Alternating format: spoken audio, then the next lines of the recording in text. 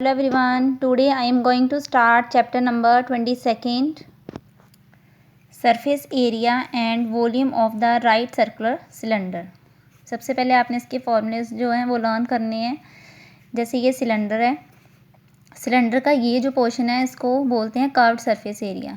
Curved surface area है ये cylinder का, और ये जो ऊपर है सर्कुलर पोर्शन एक ऊपर है और एक नीचे है।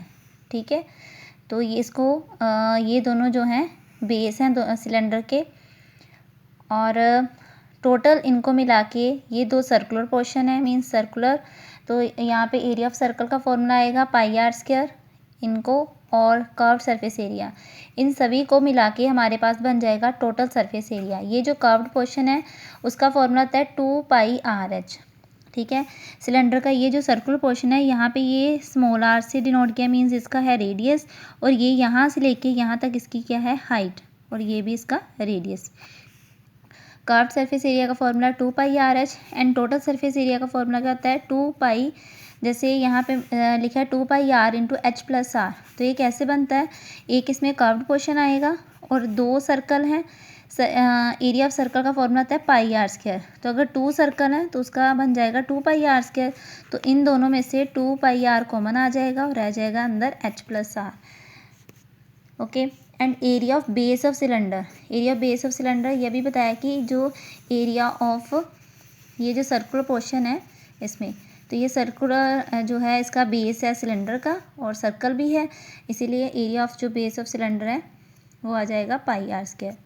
And circumference of base of cylinder, जैसे ये जो है ना, ये सर्कुलर पोर्शन जो है इसकी जो लेंथ होती है उसको हम बोलते हैं सर्कमफ्रेंस। जैसे अगर सर्कल है, सर्कल के अगर बीच वाला ये रीजन है तो ये एरिया है, और अगर ये साइड बाय साइड की इसकी हमें लेंथ चाहिए सर्कल की तो वो क्या होगा सर्कमफ्रेंस ऑफ सर्कल। तो सर्कमफ्रेंस ऑफ सर्कल का फॉर्मूला होता है 2 पाई आर।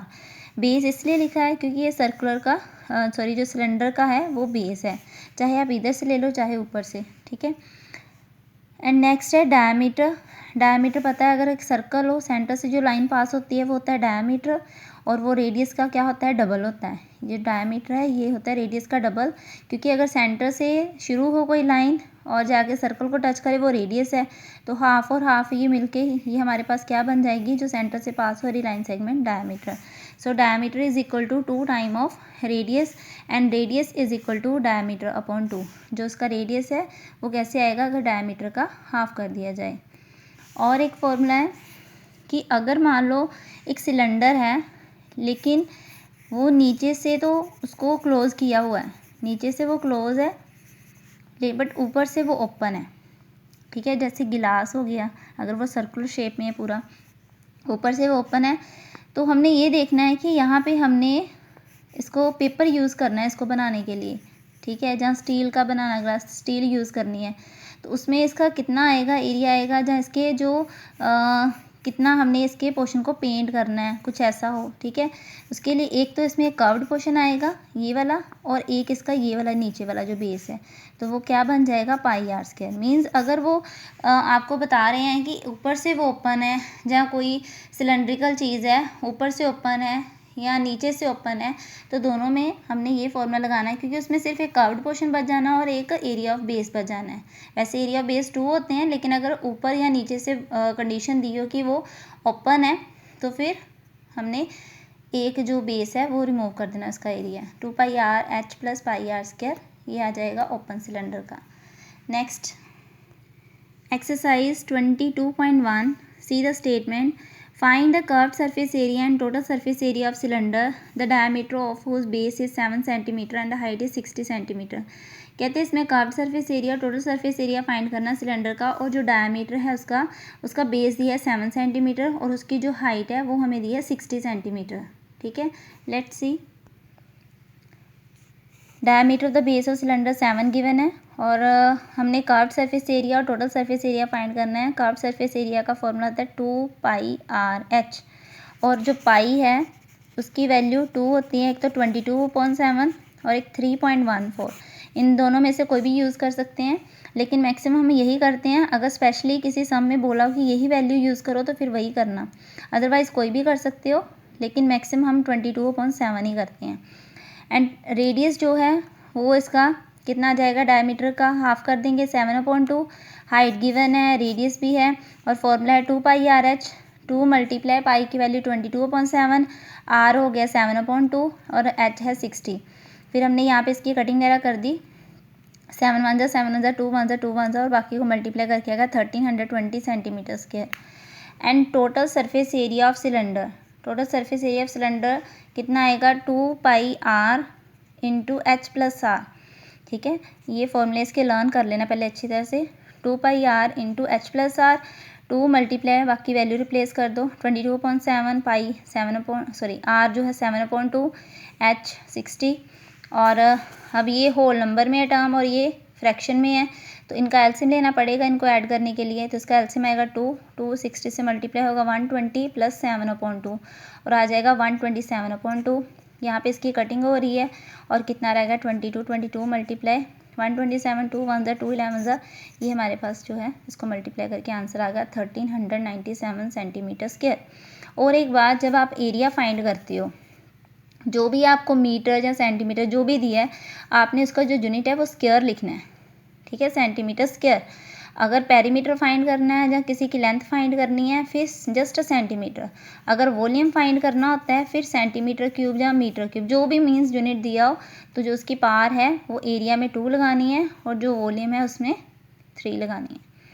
एंड नेक्स्ट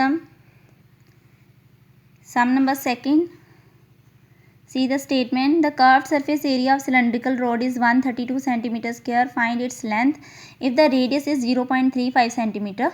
कहते कि अगर एक सिलेंड्रिकल रोड है, ठीक है, एक सिलेंड्रिकल रोड है और उसका जो कर्व्ड सरफेस है वो हमारे पास है 132 centimetre square and find its length if the radius 0.35।